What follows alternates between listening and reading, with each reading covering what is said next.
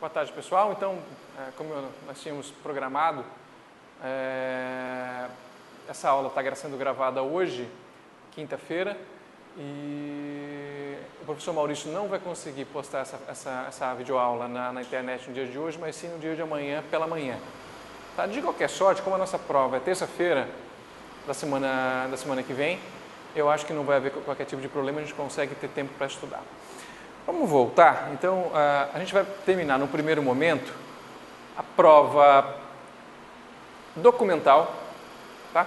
E antes de nós entrarmos na prova documental propriamente dita, nos dois tipos de documentos, que são os documentos públicos ou documentos com instrumento público e documentos com instrumento particular, a gente vai terminar a questão da arguição de falsidade. Ou seja, o que nós vimos?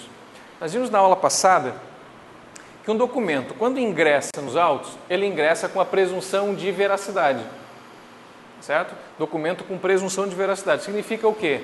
Que até prova em contrário, ou até arguição em sentido contrário, esse documento é tido por verdadeiro. E aí nós vimos que a presunção de fé do documento público ou a presunção de fé do documento particular cessa quando arguida a sua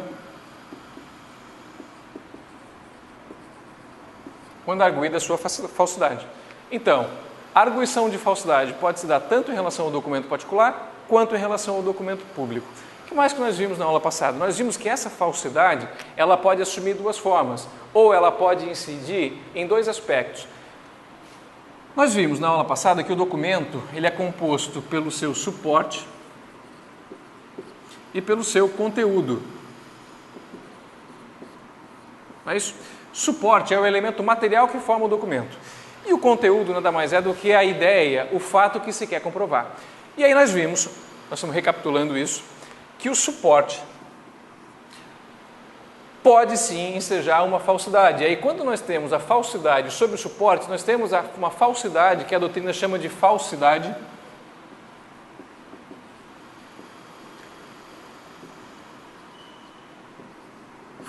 material. E quando a falsidade incide ou recai sobre o conteúdo do documento, a falsidade que nós temos é a falsidade ideológica. Nós vimos isso. O que mais que nós vimos? Nós vimos que a arguição de falsidade é um procedimento que visa a apurar a falsidade específica, a falsidade material que recai sobre o suporte. Né? Então nós não temos arguição de falsidade para apurar a falsidade ideológica. Por quê? Porque um perito que vá analisar um suporte, ele não vai ter a condição de, analisando aquela documentação, verificar com base no suporte se houve ou não uma falsificação. Não é isso que se trata. A falsidade ideológica, ela pode ser comprovada por qualquer outro meio de prova, menos a prova pericial. Tá? A prova pericial, que é apurada aqui na arguição de falsidade, ela se limita exclusivamente, então, à falsidade material que recai sobre o suporte. Muito bem. E como é que eu faço isso? Como é que isso se operacionaliza? Como é que isso se materializa? Diz o Código de Processo Civil, no artigo 390, e aí eu gostaria que vocês pegassem o código e lessem comigo. O artigo 390 diz o seguinte, nós já vimos isso na aula passada. Vai lá. O incidente de falsidade tem lugar em qualquer tempo e grau de jurisdição, incumbindo a parte contra quem foi produzido o documento, suscitá-lo na contestação ou no prazo de 10 dias contados da intimação da sua juntada aos autos. O que nós temos aqui? Nós temos, como nós vimos na aula passada, que os documentos, que a prova documental, em regra, ela precisa ser juntada, ela precisa ser produzida na inicial pelo autor e na contestação pelo réu. Então, nós temos que, se o documento for juntado pelo autor e o réu pretende suscitar essa arguição de falsidade, ele deve fazê-lo na contestação. Mas nós vimos que é possível, de forma excepcional, que as partes juntem documentos em outros momentos que não na fase postulatória. E quando isso acontece, vai incidir essa parte final do dispositivo, que a parte dispõe do prazo de 10 dias para suscitar a arguição de falsidade. Então nós temos, como nós vimos, duas situações. Se o processo, ou melhor, se o documento for juntado na petição inicial, o réu, que é a parte contrária, deverá suscitar o incidente de falsidade no prazo de contestação. Tá? Agora, seja autor, seja réu, que juntar um documento fora da fase postulatória, naquelas hipóteses excepcionais em que se admite a juntada fora da petição inicial ou da contestação, o prazo que qualquer uma das partes tem para arguir o incidente é o prazo de 10 dias. Muito bem. Isso se faz, evidentemente, por meio de uma petição. Vamos lá. Muito bem. Lembrando sempre, eu gostaria que acompanhassem aqui, o nosso procedimento comum ordinário. Nós temos petição inicial, sempre lembrando isso, porque vai facilitar muito o nosso estudo. Nós temos, depois disso, contestação. Em regra, nós temos réplica. Depois nós temos audiência preliminar.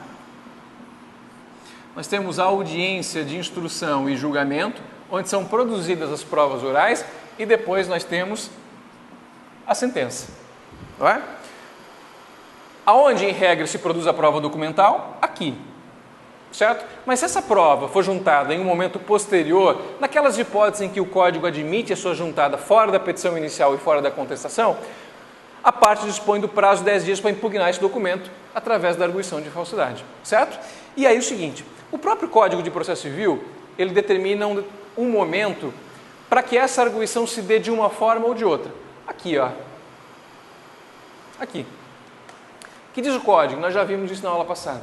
Que se o documento for juntado por uma das partes até antes da audiência de instrução e julgamento, essa arguição de falsidade, esse incidente, ele vai ocorrer dentro dos autos principais.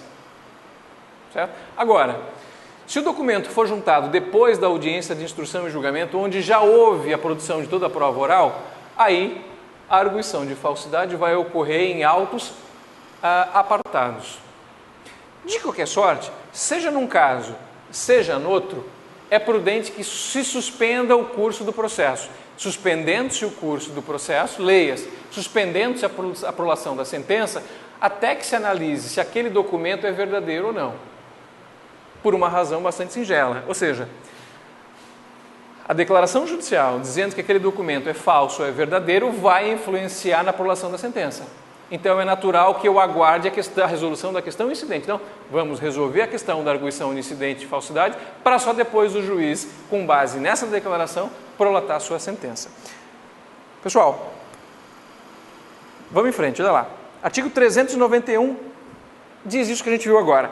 Quando o documento for oferecido antes de encerrada a instrução, a parte arguirá de falso em petição dirigida ao juiz da causa, ou seja, nos autos principais, mas numa petição autônoma, expondo os motivos em que funda a sua pretensão e os meios com que provará o alegado. Alegado o quê? Os meios em que provará a alegação de que o documento é falso.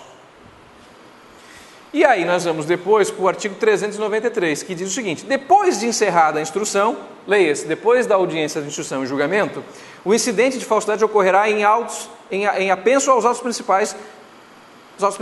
No tribunal, processar-se-á perante o relator, observando-se o disposto no artigo antecedente. Muito bem. Aqui.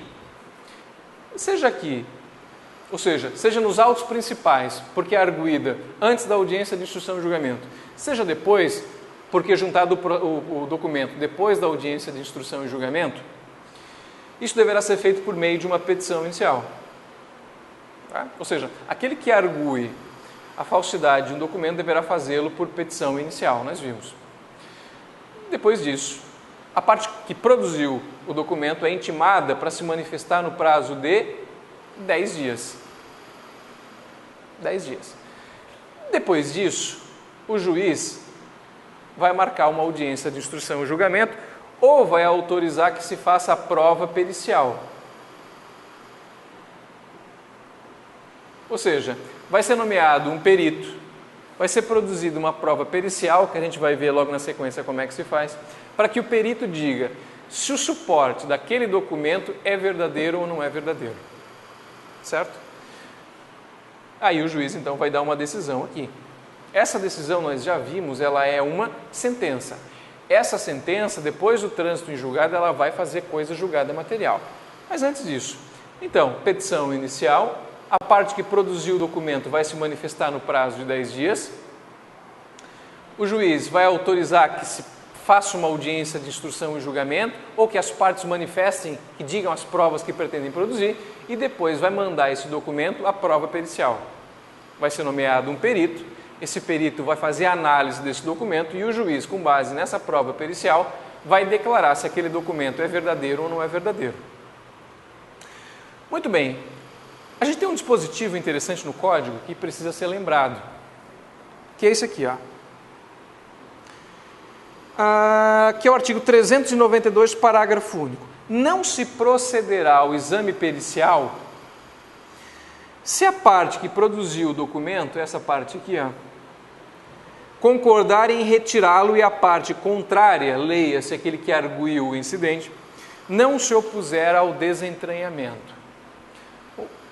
Do que a gente está tratando aqui? A gente está tratando o seguinte: uma das partes fez a juntada de um documento e a parte contrária impugnou afirmando que aquele documento é falso. Falso em relação ao seu suporte, certo? E ele então faz a arguição de falsidade. A parte pode vir apresentar a sua defesa, ou ela pode dizer o seguinte: olha, eu concordo em retirar esses documentos dos autos. Diz o código que se a parte que produziu o documento concordar em retirá-lo dos autos e a parte que fez a arguição do incidente de falsidade concordar com ele, esse documento vai ser retirado. Mas presta atenção numa coisa, aqui, para que a parte que produziu o documento proceda ao desentranhamento desse documento, é natural ou é necessário que essa parte aqui concorde. Por que isso? E essa é uma questão bastante interessante. Porque nós vimos que essa decisão do incidente, ela tem natureza de sentença. E uma vez transitada em julgado, ela vai fazer coisa julgada atinente à declaração do juiz que declarar que o documento é falso ou não é falso. Ou seja, daqui para frente, transitado em julgado, nenhuma outra parte vai poder dizer, questionar, alegar que aquele documento é verdadeiro ou falso. Por quê? Porque essa sentença no incidente vai fazer coisa julgada material. O juiz vai dizer o seguinte: olha, esse documento é falso ou esse documento é verdadeiro. E depois que essa decisão aqui não for impugnada ou sobre ela não couber mais recurso, essa decisão vai fazer coisa julgada material. Então nós vimos que é necessária a concordância desse aqui para o desentranhamento, porque aquele que arguiu o incidente de falsidade tem interesse em tutela jurídica, ele tem o direito de dizer o seguinte: olha, eu quero que o Estado, através do juiz, se pronuncie a respeito dessa minha manifestação. Eu quero que o juiz diga se esse documento é verdadeiro ou falso. E ele pode não se contentar simplesmente com a retirada daquele documento nos autos. A gente não pode esquecer que esse documento, uma vez retirado dos autos, não é? Ele não vai fazer coisa julgada material, ele vai continuar a existir. E a parte que produziu o documento pode, eventualmente, se utilizar desse documento em outras situações. Por isso que essa parte aqui pode não concordar e dizer o seguinte: não, eu quero que isso aqui vá à prova pericial e depois eu quero que o juiz julgue isso para que diga, com efeito de coisa julgada, se aquele documento é verdadeiro ou não é verdadeiro. Muito bem. Esse é o procedimento. Tá? O procedimento que vai ocorrer dentro dos autos principais ou fora dos autos principais, segundo o momento em que é juntado o documento. Certo? Ou seja, se for antes da audiência de instrução e julgamento, o incidente ocorre dentro dos autos principais. Se a juntada do documento for depois da audiência de instrução e julgamento, isso vai ocorrer em autos apartados. De qualquer forma, observando-se em ambos os casos esse procedimento, ou seja, petição inicial, manifestação em 10 dias daquele que produziu o documento, a prova pericial e a sentença. Sentença do juiz, ou decisão aqui que tem natureza de sentença. E como sentença é atacável através de um recurso chamado de apelação. Muito bem.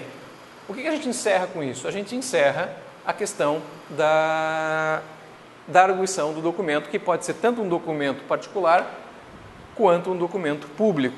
Lembrando que, mais uma vez, a falsidade atinente ao conteúdo, ou seja, a falsidade ideológica, ela pode ser provada dentro dos autos principais, sempre dentro dos autos principais, por qualquer outro meio de prova, menos, evidentemente, pela prova pericial, que só se destina à verificação da falsidade material. Tá? Acho que com relação a isso ficou bastante claro na aula passada e com esses esclarecimentos agora. Com base nisso, ou seja, sabendo-se o que é documento, sabendo-se o momento em que se produz a prova documental, leia-se fase postulatória e, excepcionalmente, em outras fases do processo, desde que sejam documentos novos ou desde que ocorra alguma daquelas situações que autorizam a parte a juntar fora da petição inicial e documento, nós já sabemos o que é prova documental. Sabemos também como essa prova documental, como esses documentos podem ser questionados nos autos. Eles podem ser questionados segundo uma alegação de falsidade material, cuja verificação se dá através do incidente de arguição, ou essa falsidade se materializa, se manifesta através de uma falsidade ideológica e pode ser provada sempre por todos os meios de prova previstos no Código, à exceção da prova pericial. Com base nisso, a gente já pode verificar qual é o tratamento que o Código dá aos documentos públicos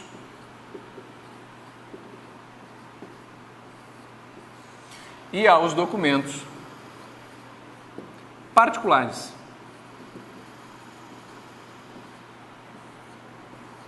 Então, documentos públicos e documentos particulares. Lembrando-se que, embora o Código se valha da terminologia documento público, a gente sabe que, na verdade, o que é público ou o que é particular não é propriamente o documento, mas sim o seu instrumento. Nós vimos que muitas das vezes nós temos documentos particulares, mas que a própria lei exige que se faça através de um instrumento público por uma questão de segurança. Então, nós sabemos, por exemplo, eu preciso me valer de um documento público, naqueles contratos que veiculem direitos imobiliários acima de 30 salários mínimos. Então, é um caso específico da lei civil que exige que a documentação desse ato jurídico se dê por um instrumento público. Não é? Ou os documentos são públicos ou os documentos são particulares. E aí nós vimos que documentos públicos são aqueles produzidos por órgãos públicos,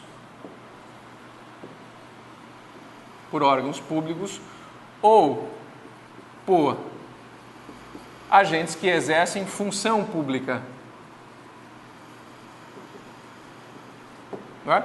E os agentes que exercem função pública são os notários e os registradores.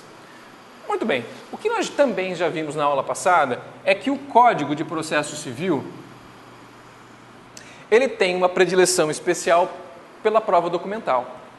Quando a gente estudou a parte geral do direito probatório, nós vimos que, em relação ao juiz, vigora um princípio chamado princípio da persuasão racional, ou seja, o juiz vai prolatar, vai dar a sua sentença, a sua decisão, segundo as provas constantes dos autos. Não é? E não há, de forma abstrata, de forma a priori, uma escala de valor entre as provas. Não é? Ou seja, a prova documental, em tese, não teria um valor probatório maior que a prova testemunhal, a prova pericial, por sua vez, não teria um valor probatório maior do que a prova documental. Isso é o que se coloca em doutrina e a gente verifica, muitas das vezes, que isso não é verdadeiro.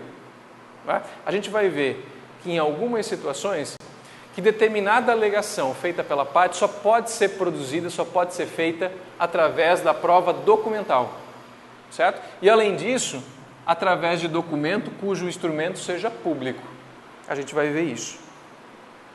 Bom, a gente já sabe o que é documento público. É aquele cujo instrumento é confeccionado por agente público ou por órgão público, certo?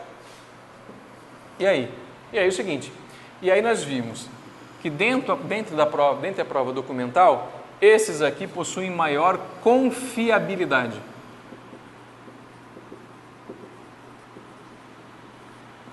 Como assim maior confiabilidade?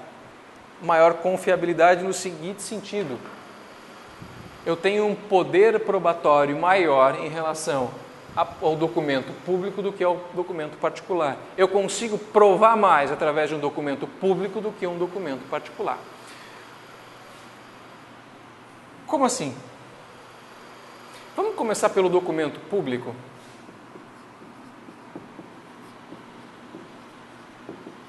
A gente começa pelo documento público e a gente vê o que o documento público se predispõe a provar.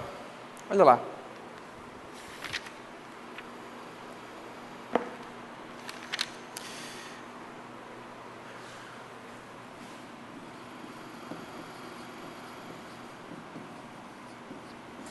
A parte que trata do documento público, ela inicia a partir do artigo 364 do Código de Processo Civil. É interessante que a gente leia, olha só.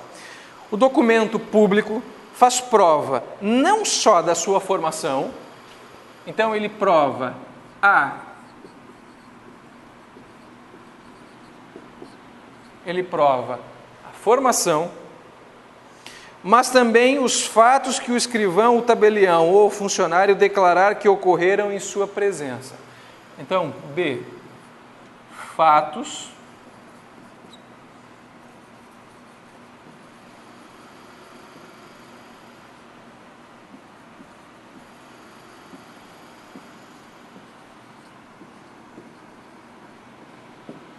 ou seja, o documento público, ou mais propriamente o documento lavrado mediante instrumento público, ele prova duas coisas. Ele prova a formação e ele prova fatos. Mas fatos que ocorreram perante o agente público. Isso fica mais claro que utilizando um exemplo. Imagina o seguinte. Imagina aquele exemplo que nós já vimos em sala de aula. A vende a B um determinado imóvel, por exemplo, no valor de R$200 mil. E eu coloco R$200 mil como um valor representativo que suplanta 30 salários mínimos. Não é? Então, A é o vendedor e vende a B um imóvel no valor de R$200 mil. E estou colocando R$200 mil para ressaltar a circunstância de que o valor desse contrato é acima de 30 salários mínimos. Certo? Na escritura pública de compra e venda, fica acertado, como a gente viu já no exemplo, que B deveria efetuar o pagamento dos R$200 mil no prazo, por exemplo, de 30 dias, da celebração da assinatura da escritura pública de compra e venda, que é feita por um tabelião de notas, certo? Passados os 30 dias, B não efetuou o pagamento a A. Tá certo? O que A faz? A ajuiza uma ação de cobrança em face de B. Diz o seguinte, olha, juiz, eu vendi um apartamento para o B pelo valor de R$200 mil e pelo fato de nós termos confeccionado um contrato acima de 30 salários mínimos, foi feita uma escritura pública de compra e venda perante um notário, perante um agente público que exerce uma função pública e o B não efetuou o pagamento no prazo de 30 dias como estava estipulado em contrato. O que eu estou fazendo? Eu estou ajuizando uma ação contra o B. O B é citado em contestação, diz o seguinte: eu não fiz um contrato com o A. Esse contrato não existe. Esse contrato não existe. Lembrando que A, quando ajuizou a ação de cobrança, juntou na petição inicial essa escritura pública aqui.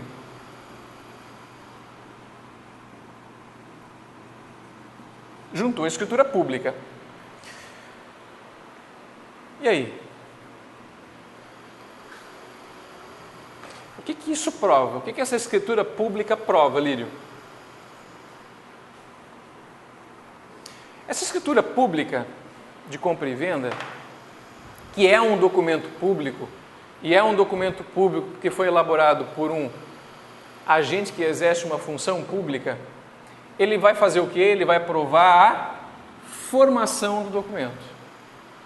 Aí só diz o seguinte, vem cá, ele prova a formação do documento e os fatos que ocorreram só perante o tabelião. Mas os fatos que as partes alegaram na própria escritura pública e que teriam ocorrido antes de ambos irem ao cartório, isso não é provado.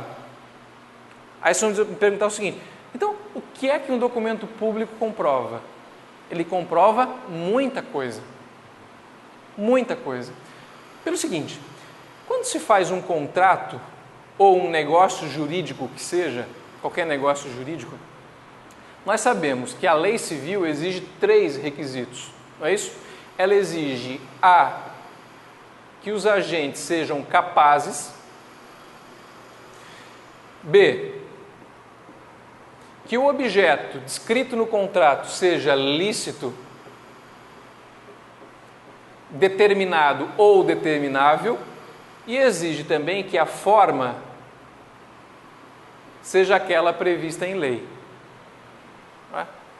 Então, olha só, quando nesse caso concreto nós temos que a escritura pública comprova a sua formação, nós estamos vendo o quê? Que está sendo comprovado aqui, o critério ou o requisito da forma prescrita ou não vedada em lei. Tá certo? Isso até prova em contrário, ou seja, a realização desse contrato, a realização desse documento, a formação desse documento está comprovada. Isso está provado. Agora, caso B queira comprovar que isso da escritura pública não é verdadeiro, é uma outra questão. Mas a formação do documento, enquanto documento existente, válido, documento com o seu suporte existente, isso está comprovado. Isso está comprovado. E isso não é pouca coisa. Ou seja, a formação do documento está comprovada. Muito bem. E aí, nós temos uma questão interessante. Ali no artigo 366, que eu peço que os senhores leiam comigo. Está lá. Artigo 366. Quando a lei exigir, como da substância do ato, um instrumento público, nenhuma outra prova, por mais especial que seja, pode suprir-lhe a falta. Olha só, o que diz o Código? O Código diz o seguinte: quando for da natureza do negócio jurídico que haja uma escritura pública ou uma forma especial, nenhuma outra prova, por mais especial que seja, pode suprir-lhe a ausência. O que nós temos?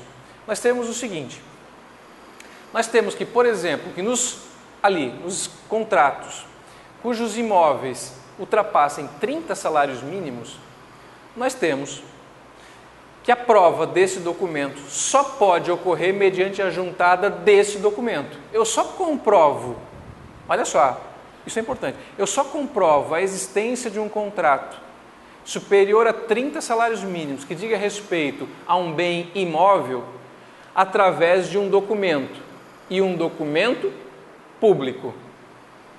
Se eu não tiver esse documento público, se eu não apresentar ao juiz esse documento público, nenhuma outra prova vai suprir aquela prova documental.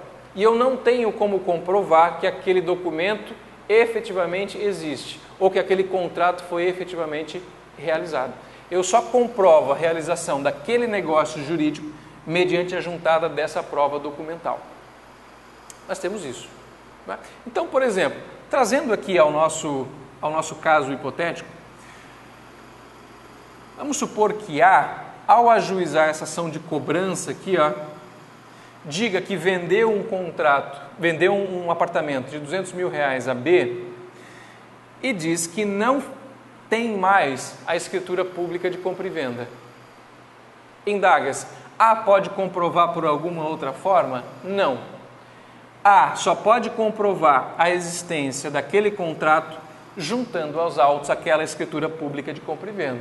Por quê? Porque o artigo 366 diz o seguinte: olha, quando for da natureza do negócio jurídico que haja a especificação de uma determinada forma, a comprovação desse negócio jurídico só se dará com a juntada desse documento. Logo, se A extraviar, por exemplo, essa escritura pública, ele não tem mais como comprovar que efetivamente houve uma compra e venda de um imóvel com B. Ele pode trazer 500 testemunhas aqui. Essas 500 testemunhas não vão suprir a juntada daquela escritura pública que deveria ter sido trazida aos autos. Tá certo? Muito bem. O que nós temos? Nós temos que a escritura pública, ou que o documento público, ele comprova a sua formação. E ele comprova, além disso, os fatos que ocorreram na presença do agente. Vamos pegar esse mesmo exemplo e vamos fazer uma pequena modificação. Em que sentido? Vamos supor que na escritura, que A diga o seguinte: olha,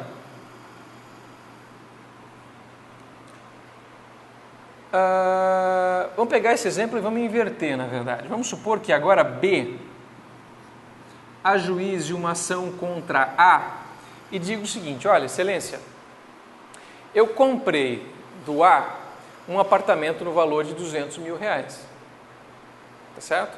Eu já efetuei o pagamento ao A, só que o A não concorda em me passar a posse desse apartamento. Eu não consigo entrar no apartamento. Certo? Eu não consigo entrar nesse apartamento. Eu não sei por que o A não me deixa entrar no apartamento. Então, o que eu estou fazendo? Eu estou ajuizando contra o A uma ação de emissão de posse. Ação de emissão de posse. Eu não quero que vocês se preocupem com essa ação de emissão de posse, mas eu vou explicar para vocês que é a ação pela qual uma parte requer que se ingresse na posse de um determinado bem.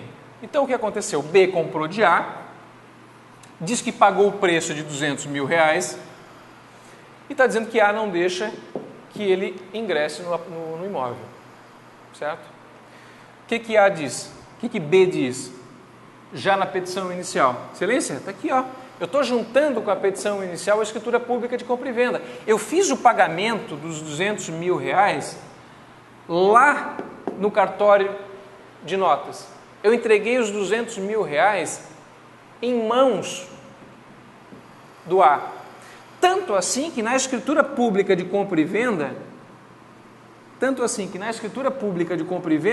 o notário fez constar: advirto que nessa oportunidade o B efetuou o pagamento de A a quantia de R$200 mil. O que aconteceu? O notário, no documento, fez constar a ocorrência de um fato. Esse fato aqui está provado. Por quê? Porque está constante da escritura pública de compra e venda. Vamos supor, A vem e diz o seguinte: excelência, ele não me pagou. Vamos supor que em contestação ele vem e diga que não pagou. Essa alegação não vai ser acolhida. Por que ela não vai ser acolhida?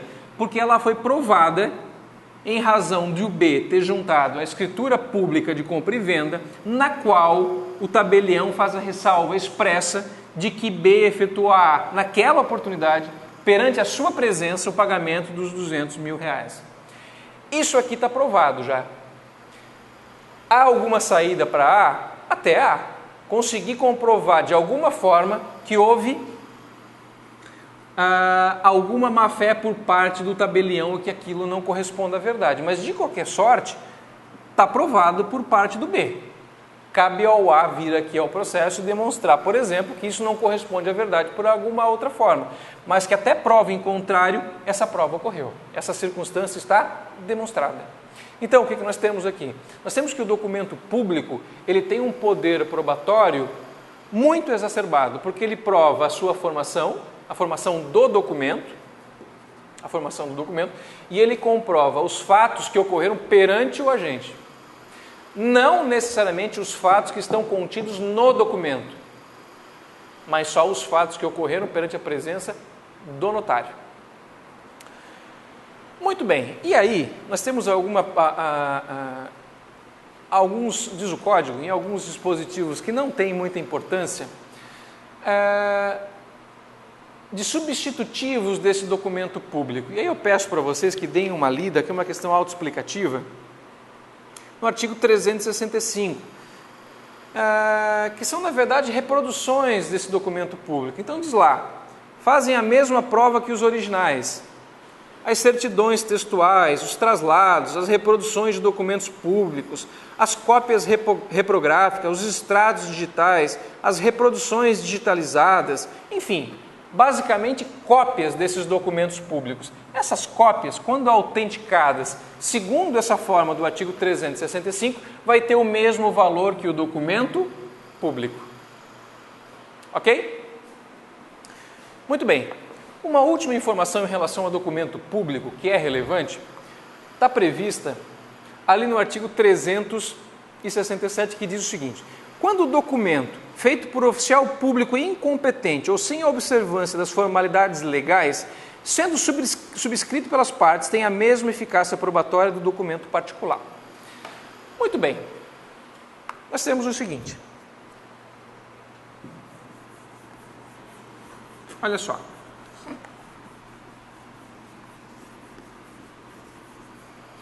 Nós temos o documento público que prova isso aqui. E nós temos os documentos particulares que não conseguem provar isso aqui. Eles provam menos do que aquilo ali. Certo? E aí eu peço que a gente dê uma olhada no artigo 368.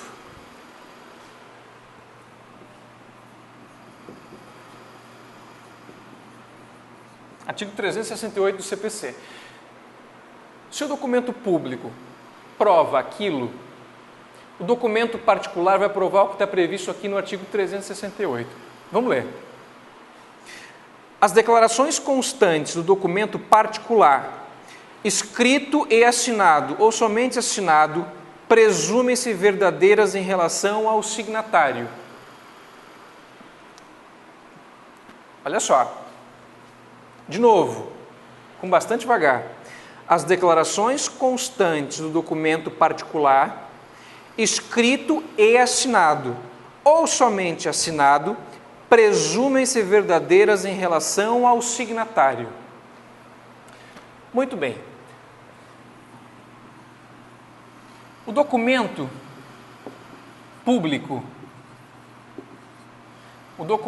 presta atenção, o documento público, ele é lavrado, ele é feito por agente público, certo? Ele não é feito pelas partes, ele é feito por um agente público, certo? O documento público, ele é feito por um agente público. E ele vai provar a sua formação e os fatos que ocorreram perante o tabelião em relação a A e B. Tá certo? Vai provar isso em relação a A ou em relação a B. O documento particular, por sua vez, ele é produzido não por um agente público, ele é produzido por particulares. Ele é produzido por particulares. E aí eu vou me permitir que nós façamos o mesmo exemplo. Aqui. Olha só. Então, também com relação a A e B. O código diz o seguinte: as declarações constantes dos documentos particulares presumem-se verdadeiras em relação àqueles que subscrevem ou os autores do documento. Então, vamos supor que nesse documento particular haja uma declaração, por exemplo, de pagamento. Uma declaração de pagamento. Essa declaração de pagamento, se firmada por A e B, presume-se verdadeira em relação a A e B. Então imagina o seguinte, imagina que num contrato de compra e venda, no valor de R$10.000, inferior a 30 salários mínimos, ou seja, não precisa ser feito por um agente público, pode ser feito o instrumento pelas partes, por A e B.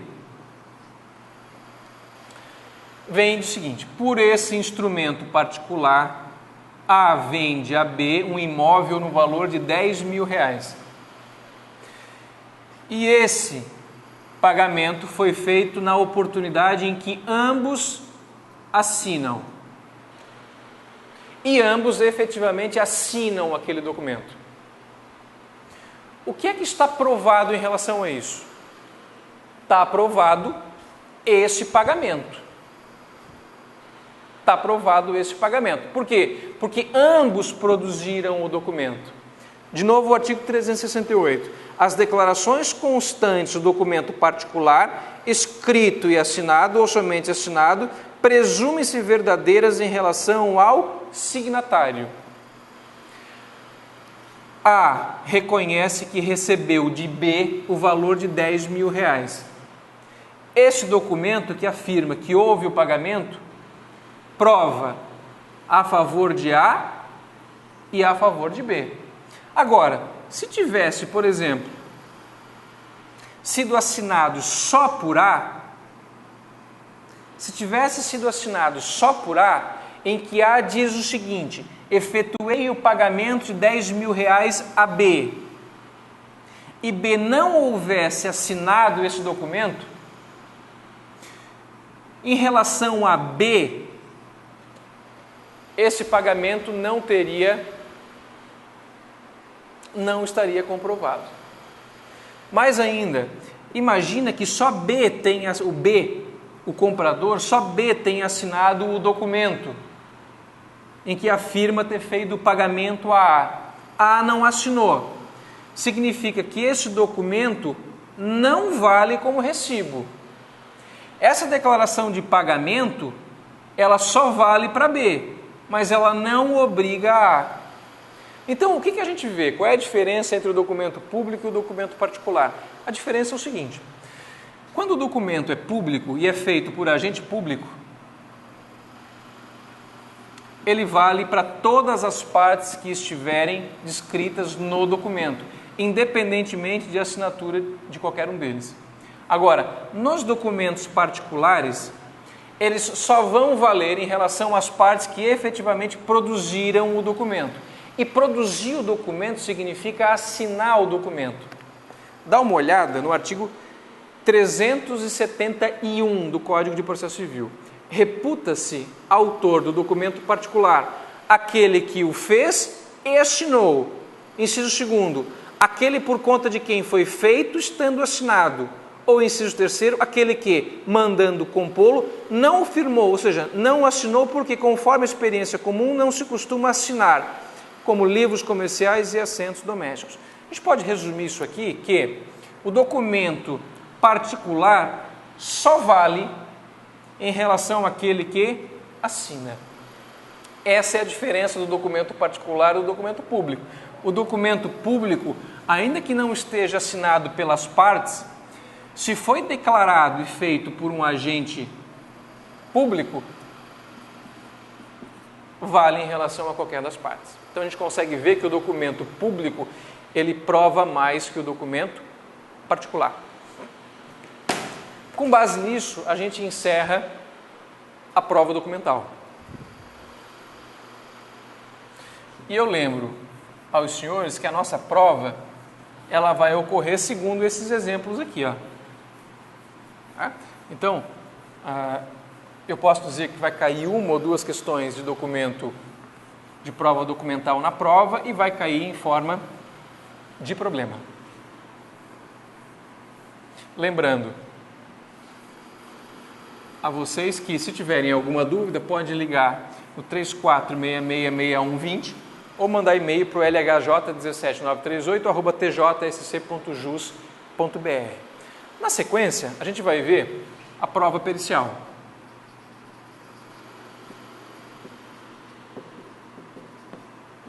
Que está prevista a partir do artigo 420 do Código de Processo Civil.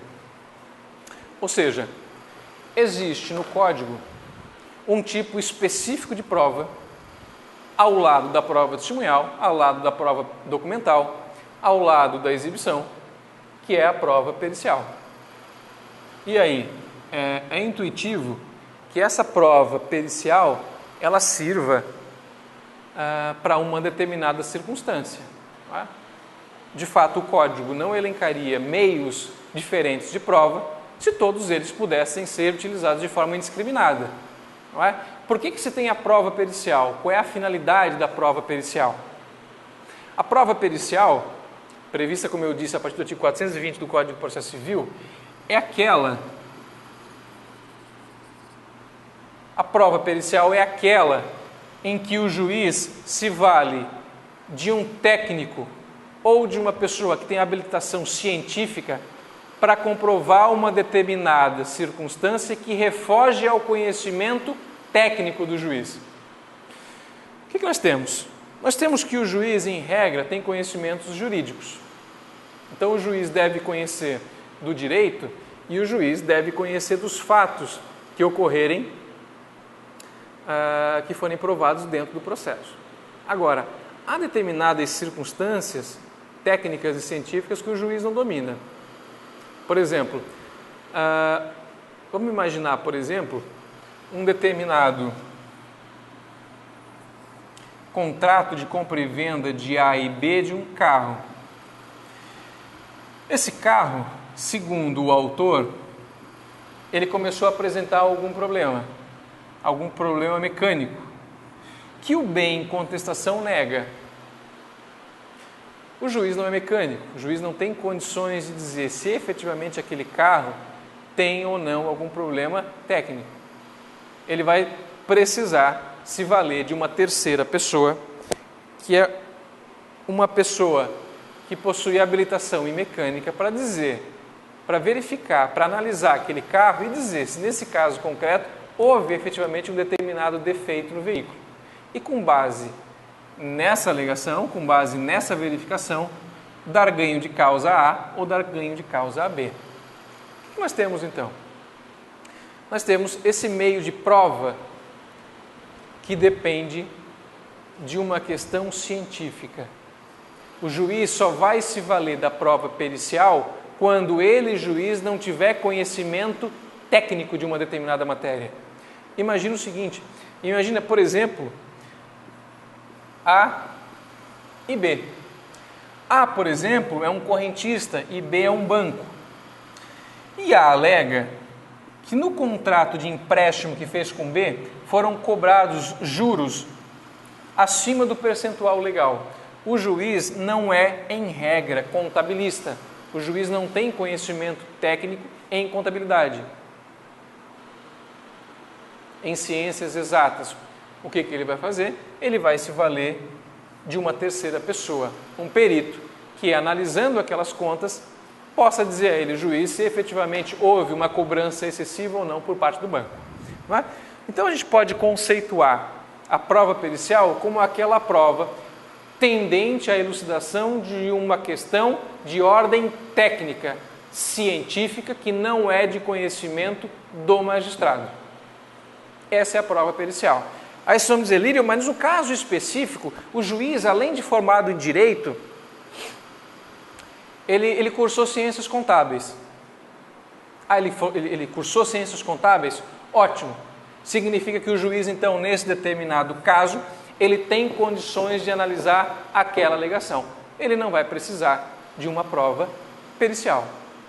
Mas a regra, o que a gente verifica é que o juiz não tem essa habilitação suplementar. E quando ele não possuir essa formação suplementar, ele vai ter que se valer dessa prova pericial. Certo? A prova pericial, ela está prevista ali no artigo, como eu falei, 420. Olha lá. Diz o seguinte, esse dispositivo. A prova pericial consiste em exame, vistoria ou avaliação. Antes de nós seguirmos, eu peço que nós demos uma olhada no artigo 145 do Código de Processo Civil. Olha lá.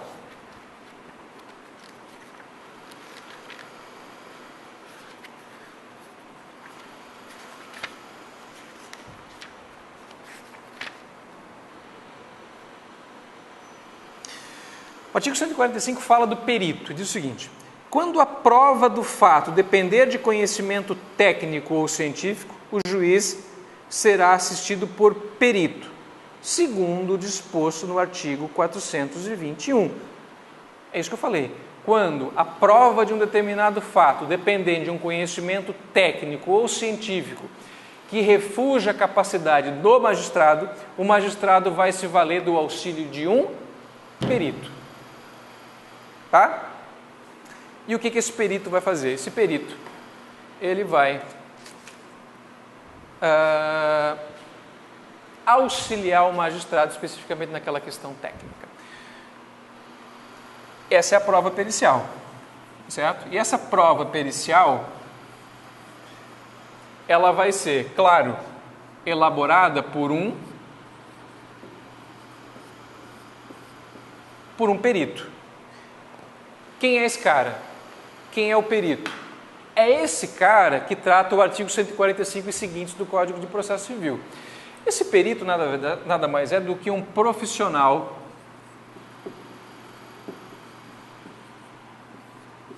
com formação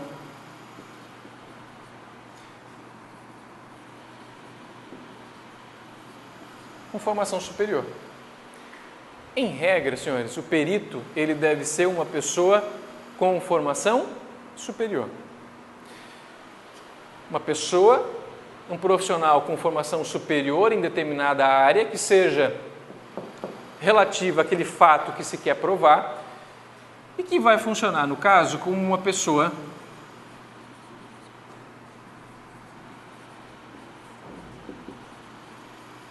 de confiança do juiz. É o cara, por exemplo, que vai dizer naquele exemplo se o carro apresenta algum problema. É o cara que, por exemplo, no outro exemplo, vai dizer se houve por parte do banco a cobrança de juros excessivos. Ou seja, é o profissional com formação superior, de confiança do magistrado, que vai auxiliá-lo no julgamento daquela causa. Em outros termos, vai dizer o seguinte, vai dizer se houve ou não houve aquele fato alegado pela parte. Vamos voltar ao 145 para ver qual é a habilitação profissional desse cara. Está lá. Artigo 145. Quando a prova do fato depender de conhecimento técnico ou científico, o juiz será assistido por perito segundo o disposto no artigo 421. Formação profissional desse cara. Parágrafo 1º. Os peritos serão escolhidos entre profissionais de nível universitário, devidamente inscritos no órgão de classe competente respeitado, disposto no capítulo 6º, seção 7ª deste Código. Então, o que acontece? É um cara de formação superior e mais, ele tem que estar inscrito nos órgãos de classe. Nos órgãos de classe. Então, por exemplo, o juiz vai fazer uma perícia numa ação que questiona um eventual erro médico, o juiz vai ter que nomear perito, porque o juiz não é habilitado em medicina em regra, vai ter que nomear um médico terceiro, isento, para dizer se naquele caso, naquela demanda entre A e B, na qual B é o médico, se B efetivamente cometeu um erro médico em relação a A. Esse cara vai ter, claro, vai ter que ser formado em medicina e mais que isso, ele vai ter que estar regularmente inscrito no Conselho Regional de Medicina. O código, essa é a regra. A regra é que ele seja uma pessoa com formação superior e inscrito no órgão de classe. Mas, eventualmente, pode acontecer, hoje isso está um pouco quase que fora de uso por conta da expansão da formação universitária, de o juiz abrir mão disso. Hipótese bastante restrita, que é a hipótese do parágrafo 3º. O seguinte, nas localidades onde não houver profissionais qualificados que preencham os requisitos dos parágrafos anteriores, a indicação dos peritos será de livre escolha do juiz. Significa o seguinte, olha, na localidade onde não houver médico, onde não houver engenheiro, onde não houver odontólogo, onde não houver contabilista, significa que o código admite que o juiz pode escolher uma pessoa de sua livre escolha que não tem essa capacitação profissional. Esse dispositivo, ele é de muito pouca utilidade, muito pouca aplicabilidade. Por quê? Porque hoje existem listas dentro das corregedorias em que profissionais de várias áreas do Brasil se habilitam para trabalhar em várias comarcas. Não é? Então, esse parágrafo 3º ele é de muito pouca aplicabilidade. A regra é que sejam profissionais superiores e inscritos no órgão de classe. Tá certo? Muito bem. O que esse cara tem que fazer? Esse cara, na verdade, vai auxiliar o juiz. E ele é obrigado a realizar a perícia e apresentar um determinado laudo. O laudo pericial. Certo? A perícia vai ser resumida num laudo pericial que vai ser apresentado pelo perito no prazo que o juiz estipular. Questão que se indaga. Pode o perito recusar esse encargo que é nomeado? Porque funciona o seguinte: está tramitando uma determinada demanda e uma das partes postula, a gente vai ver na sequência como é que isso ocorre, a produção da prova pericial. Quem é que vai nomear? Quem vai nomear será o juiz, segundo pessoa de sua confiança. Muito bem. A pessoa escolhida pelo juiz pode dizer o seguinte: olha, juiz, eu não quero. Ele pode fazer isso. A regra é que a pessoa indicada pelo juiz tenha o dever de fazer a perícia. Olha lá. Artigo 146. O perito tem o dever de cumprir o ofício no prazo que lhe assinala a lei, empregando toda a sua diligência. Ponto e vírgula. Pode, todavia, excusar-se do encargo, ou seja, recusar o encargo, alegando um motivo legítimo.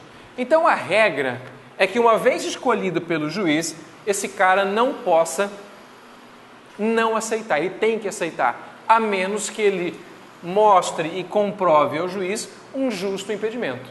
O que é um justo impedimento? Ele está doente, ele está viajando, ele está com algum familiar passando por alguma necessidade, enfim, alguma circunstância dessa natureza. Olha só, a gente não pode negar, pela própria natureza da prova pericial, que essa prova pericial tem dentro do processo um peso muito grande.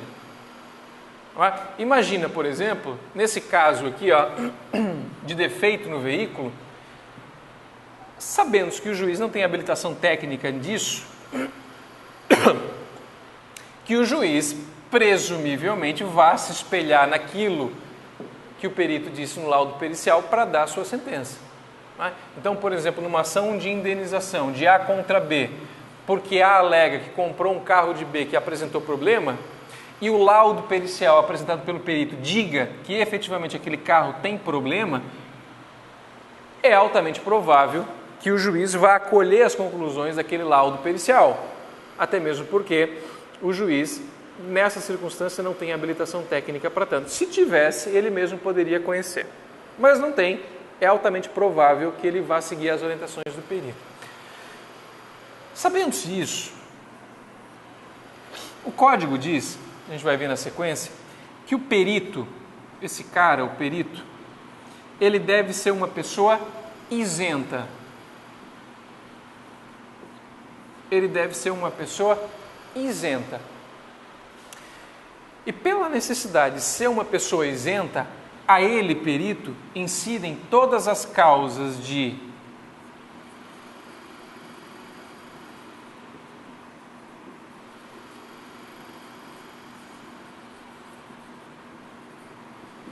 impedimento e suspeição. Então, por exemplo, o perito que for amigo íntimo de uma das partes, por ser suspeito, não vai poder funcionar como perito nesse caso. O perito que for, por exemplo, parente até o 3º grau na linha colateral de uma das partes, da mesma forma. Aquele que for credor ou devedor de uma das partes, da mesma forma. Em síntese, todas aquelas causas de impedimento e suspeição que nós vimos em relação à testemunha vão vigorar em relação ao perito. Em outros termos, o perito tem que ser uma pessoa isenta, que vai realizar o seu trabalho de forma independente, sem nenhum tipo de pressão. E para isso, ele não pode incorrer em nenhuma das causas de impedimento ou de suspeição. Aí pergunta, Lírio, e se ele for impedido ou suspeito? Qualquer das partes pode alegar isso, pode alegar o impedimento ou a suspeição, e o juiz então é obrigado a substituir aquela pessoa que houvera nomeado. Artigo 400.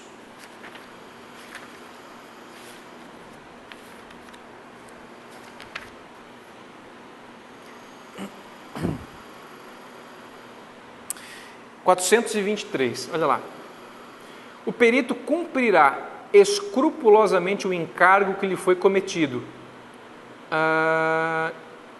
independentemente de termo de compromisso. Os assistentes técnicos são de confiança, vamos ver quem são os assistentes técnicos, não sujeitos a impedimento de suspeição. 423. O perito pode excusar-se ou ser recusado por impedimento ou suspeição.